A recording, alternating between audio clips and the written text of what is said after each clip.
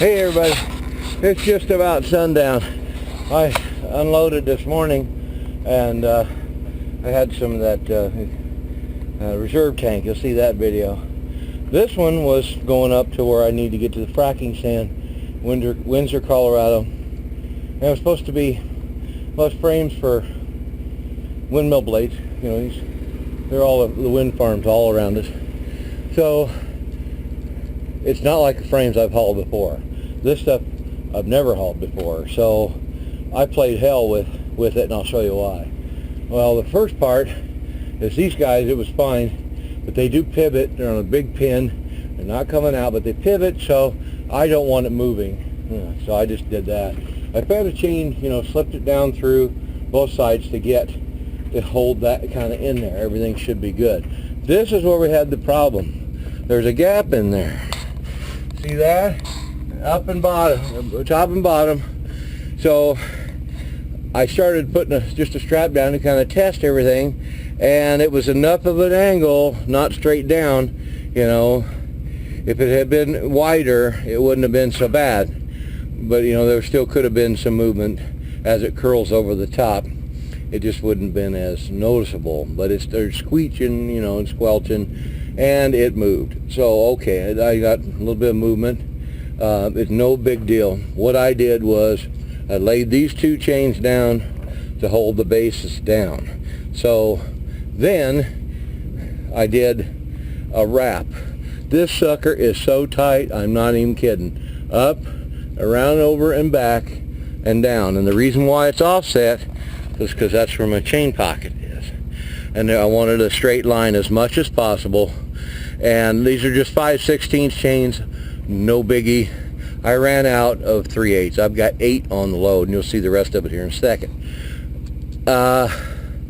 It's loaded it pretty tight, but there are still little gaps. And they're container lock style corners, but I can't really do much with them. There is a way to get in there with a chain if I needed to, but the problem being is it's away from where everything is tied down. Now, if I had a J-track, I could tie these down, these base ones down that way, and it wouldn't be a real problem. But anything I put over there, bringing to here, is going to drag the units that way. So you got to look at backwards, forwards, left, right, up, and down. When I got both of those chains on there, same configuration, then I tightened down these top straps. I don't know how it's going to do. I've got 500 miles to go and all weekend to do it, and it's Friday. So this was my Friday load to get me there. I got tons of time. I'm just going to take it easy. I'll probably do just a couple hundred a night and kind of test everything. Because it's coming on dark. I'm not going to be able to see. I wanted to see this stuff in the daylight. So, I've got it down pretty good. I got my strap on each one of these cradles. There's 2 of them there per, and it counts. It counts for the weight limit of the strap. So it helps put down pressure, but I've got things chained pretty well. Now these are in like 9 sets, so there's 5 and 4, and each one of these goes with one of those. So what I had to do is I got a basic chain right over the top. I wanted it to be right in that notch, so it's right there.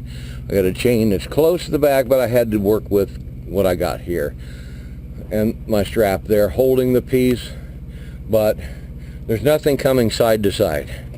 I did 2 chains back here, and I just ran out of big stuff, so I just used the strap here, and it should be fine. I will check, and I'm not going to be crazy. I'm filthy, truck's filthy, oil-filled stuff, and wind energy. You're out in the dirt, and you're in mud and all kinds of crap, so you're going to get that way. This is on the other side.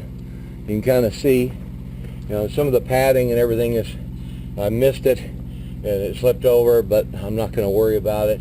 All those edges, I put my hands on them, they're rounded up in there, so that's fine. And that's the one I had the little slippage with, but I'm not going to worry too much. If I have to, I can do another chain wrap, and I've got 2 more red binders, and see what I can do to try and trap everything from, you know, squishing in. But it should be fine, because these pieces are touching these two. That's where they pushed in on each other, and that's the only thing that's keeping it from squishing together on this side. On this side is where we had the problems. And as you can see, straight line down to chain pocket. And it's getting dark. I'm sorry, guys. I was busting ass trying to get this done, you know. And yeah, that moved a little bit. Let me give it a little bit more. Yeah. It did move. So what I'm going to do, we're just going to sit you guys down here. Let me see if I can not make too much racket.